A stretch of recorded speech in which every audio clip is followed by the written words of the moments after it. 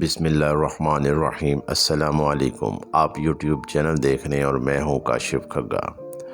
فجر کی نماز پڑھ کر وہ بزرگ ہاتھ میں تسبیح لیے دل ہی دل میں کچھ پڑھتے جا رہے تھے۔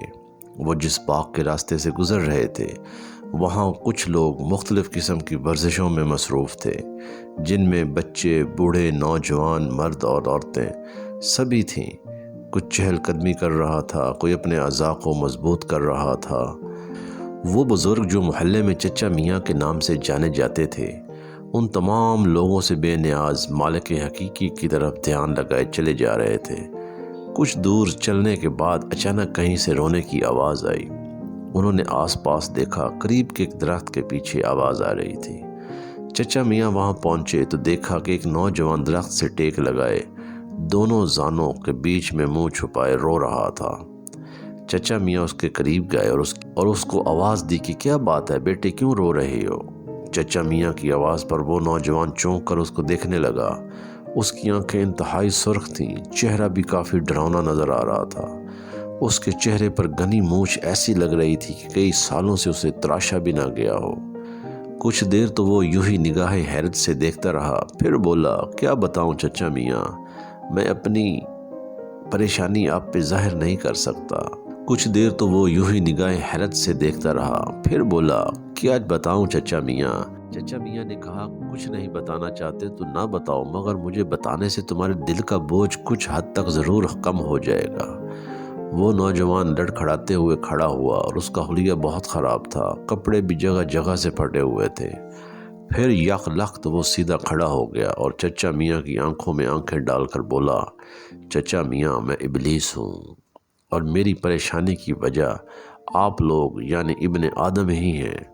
ویسے تو انسان مجھے دیکھ نہیں سکتے، مگر میں خود حیرت میں ہوں کہ آپ نے مجھے کیسے دیکھ لیا۔ آپ مجھے جس روپ میں دیکھ رہے ہیں یہ میرا اصلی روپ نہیں ہے، میرا اصلی چہرہ تو اس سے بھی بڑا خطرناک ہے۔ اب آپ نے مجھے دیکھ ہی لیا ہے تو میں آپ کو اپنے موجودہ حالات اور پریشانی کی وجہ بتاتا ہوں۔ شیطان نے کچھ دیر سانس لی اور پھر چچا میاں کے ساتھ چلتے ہوئے اپنی رودات بیان کرنا شروع کی۔ بات اصل یہ ہے کہ میں آج بہت ذلیل و رسوا ہوا ہوں۔ ہمارے سردار نے مجھے سخت سزائیں بھی دی ہیں۔ چچا میاں نے پوچھا کہ وہ کون سی وجوہات تھی جس پر تو تیرے سردار نے تجھے سزائیں دی ہیں؟ شیطان نے کہا کہ مجھے کچھ انسانوں کو بہکانے کا کام سونپا گیا تھا جو میں کچھ دنوں سے بخوبی انجام نہیں دے پا رہا تھا، اس لیے مجھے سزا دی گئی۔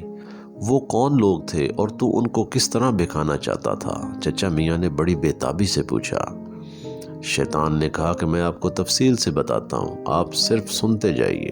پہلے مجھے ایک طالب علم کو بہکانا تھا جو بہت ذہین تھا، اچھے اخلاق کا مالک تھا، اپنے استاد کا فرما بردار تھا۔ ایک دن اس کے استاد نے کسی غلط فہمی کی بنا پر اسے سزا دی۔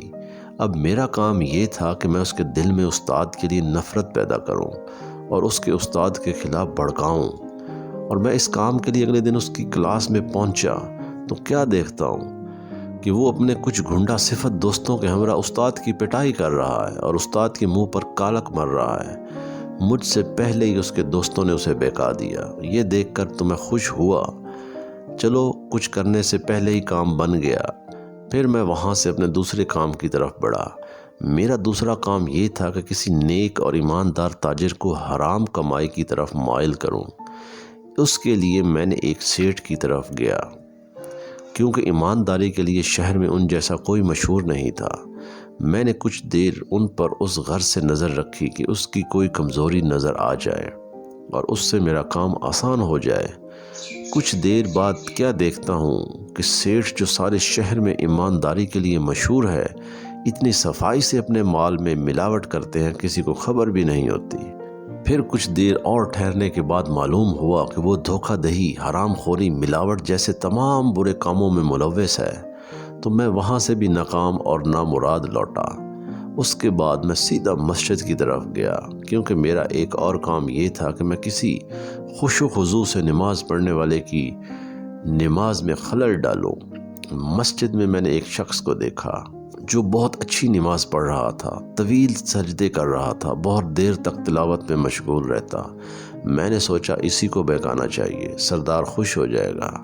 مگر میں نے دیکھا کہ اس شخص کے ساتھ ایک اور شخص نماز پڑھ رہا تھا، اور جب وہ نماز ختم کر کے چلا تو پہلے والے شخص نے اس کے جاتے ہی اتنی جلدی نماز ختم کی جیسے کسی جنگ پر جانے کی تیاری کی ہو۔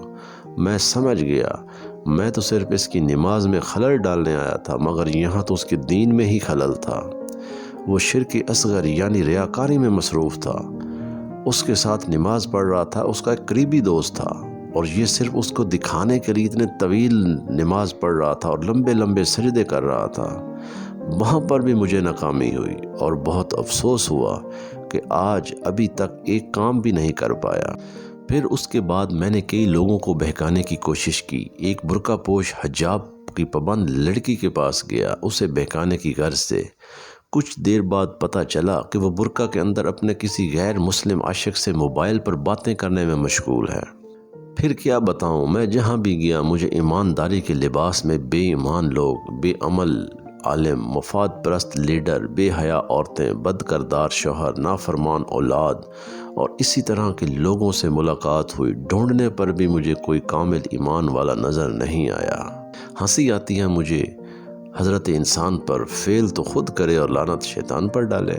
پھر کیا بتاؤں، اس طرح ناکام واپس نامراد لوٹنے پر مجھے کتنی ذلت اور رسوائی کا سامنا کرنا پڑا، اور سزا کے طور پر مجھے آج یہ کام سونپا گیا کہ میں آپ کو بہکا کر نیکیاں کمانے سے روکوں۔ مگر مجھے یہ جان کر اب خوشی ہو رہی ہے کہ آپ ان جیسے دوغلے نہیں ہیں جو ظاہر میں تو نیک نظر آتے ہیں اور ان کا باطن برائیوں سے تر ہے۔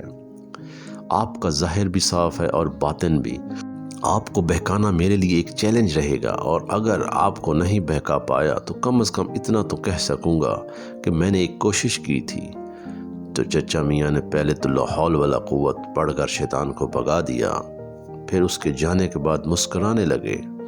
اب پتہ نہیں یہ مسکراہٹ ان کی جیت تھی یا پھر شیطان کا ایک حربہ کام کر گیا۔ اللہ تعالیٰ سے دعا ہے کہ ہمیں نیک اعمال کرنے کی توفیق عطا فرمائے اور 5 وقت نماز پڑھنے کی توفیق عطا فرمائے، اور جب ہمارا آخری وقت ہو، خاتمہ ایمان پر ہو، زبان پر صرف ایک کلمہ ہو، لا الہ الا اللہ محمد الرسول اللہ۔